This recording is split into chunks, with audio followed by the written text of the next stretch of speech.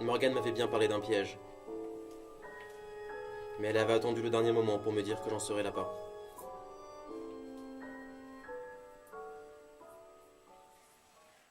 Je sais que tu es dans les parages.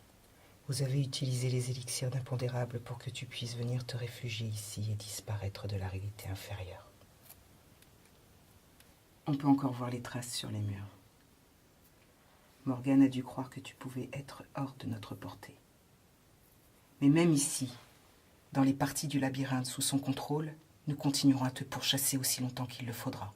Nous ne pouvons pas employer nos armes favorites comme les masques, mais nous en avons d'autres à notre disposition. Nous finirons par te débusquer, et plus longtemps tu nous auras fait courir. À ce moment précis, je fus bien tenté de tout abandonner. Comme d'habitude, Morgane ne m'avait dit que la moitié des choses.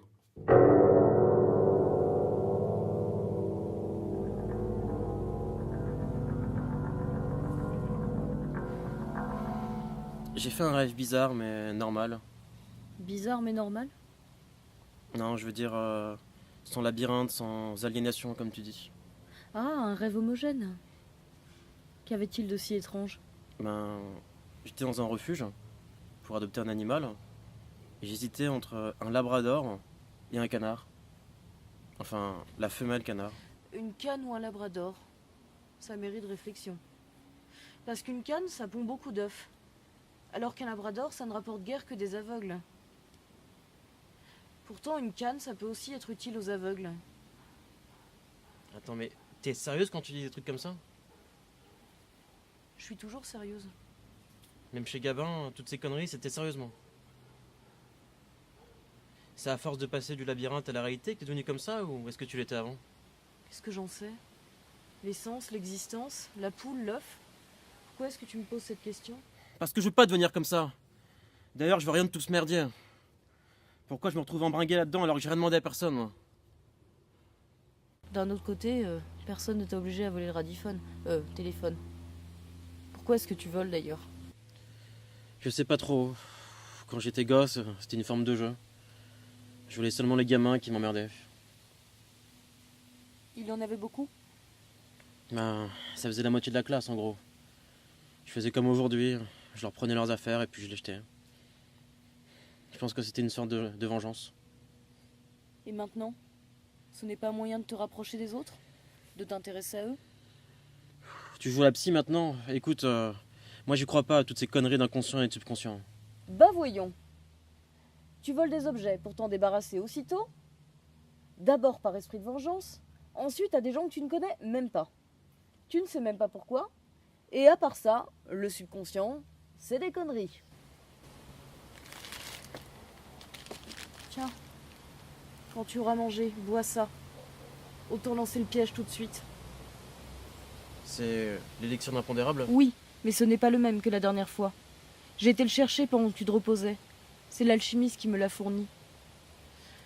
C'est fabriqué avec les derniers souvenirs de Lot.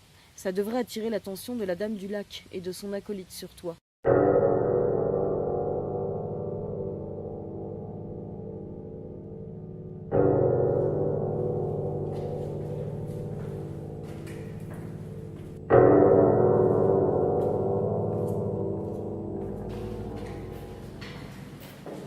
Calme-toi, elle ne peut pas nous voir. Je te l'ai déjà expliqué, non? L'enchanteur a construit cet escalier pour relier la frontière au labyrinthe. Nous en avons bâti un autre en miroir qui nous permet d'épier leur déplacement sans être jamais vus nous-mêmes. Elle descend, nous montons, mais nous ne nous croiserons jamais. Elle sort de la frontière, c'est ça? Comme nous avons utilisé un élixir impondérable, il est à l'ordre pour te faire quitter le monde réel. La Dame du Lac a incendie. Elle a pensé que je chercherais à te protéger en te cachant dans le labyrinthe. Donc, elle a envoyé son lignée à la chasse ici, en se privant par la même occasion de son acolyte le plus redoutable. Bon, tu y retournes maintenant. Pour retrouver Lot dans le monde réel, j'ai besoin de quelque chose dans la frontière. Chronomie attend. Si l'autre y arrive trop tôt, ça sera fichu. Donc, j'ai besoin que tu y ailles pour me servir d'appât. C'est vraiment quand elle a dit appât que j'aurais dû me méfier. Il est dans les parages. C'est là que commence le tombeau de Viviane. Pas question d'y entrer toi-même. Comment faire alors? Les masques ne peuvent rien faire par ici. Le tourne-visage. Donne-lui la forme de l'un des compagnons de Morgane.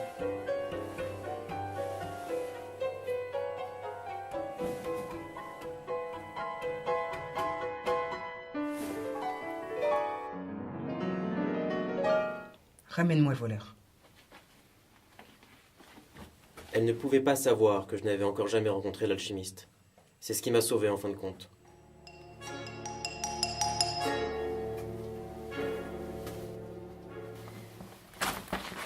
N'aie pas peur, Mordred. C'est moi, Toi?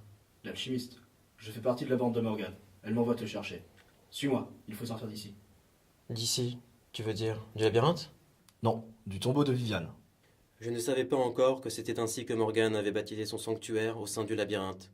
Le tourne-visage me le présentait alors comme un endroit très dangereux dans lequel je ne devais surtout pas m'attarder. Il m'invita à le suivre pour en sortir. J'allais le faire quand... Mordred, Morgane m'envoie te... Hein? Oh putain! Je rêve ou quoi? Ah oui, c'est vrai. Écoute, Mordred, ne l'écoute pas. Je suis l'alchimiste, celui que t'a présenté Morgane. Souviens-toi. Mais Morgane ne m'a présenté aucun de vous deux.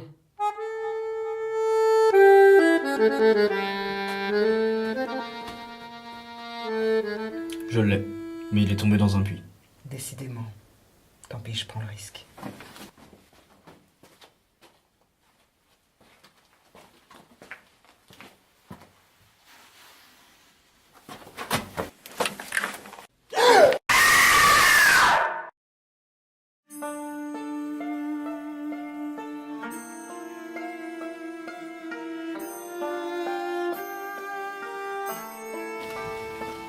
C'est ça que tu allais chercher dans la conserve? Ça est le mot juste.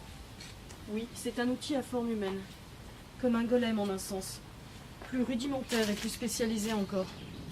Une autre création de l'enchanteur. Ça s'appelle un chahuepti. C'est analogue aux ucheptis dont je t'ai parlé. Ces statuettes qu'on trouve parfois dans le labyrinthe, par lesquelles les oniromanciens communiquent entre eux ou avec les condamnés. C'est en quelque sorte une statuette qui bouge.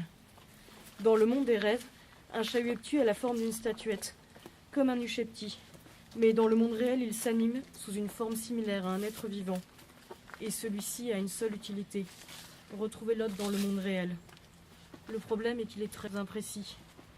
Sans une image de l'autre elle-même, il ne sert pas à grand-chose.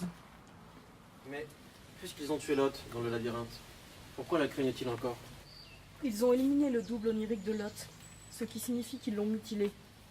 Elle ne rêvera plus jamais. Ils ne l'ont pas seulement pris ses pouvoirs d'oniromancienne, ils l'ont aussi condamnée jusqu'à sa mort à un sommeil vide. Mais malgré cela, elle reste dangereuse pour eux, car elle peut transmettre ses connaissances aux autres.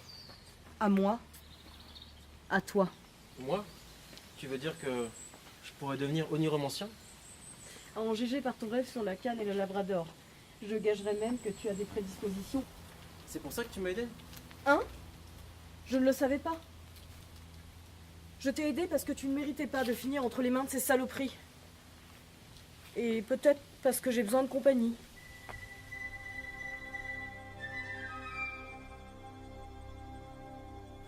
Et attends. Je connais par ici. Putain de bordel de merde. Eh mais, C'est pas vrai. tu vas où?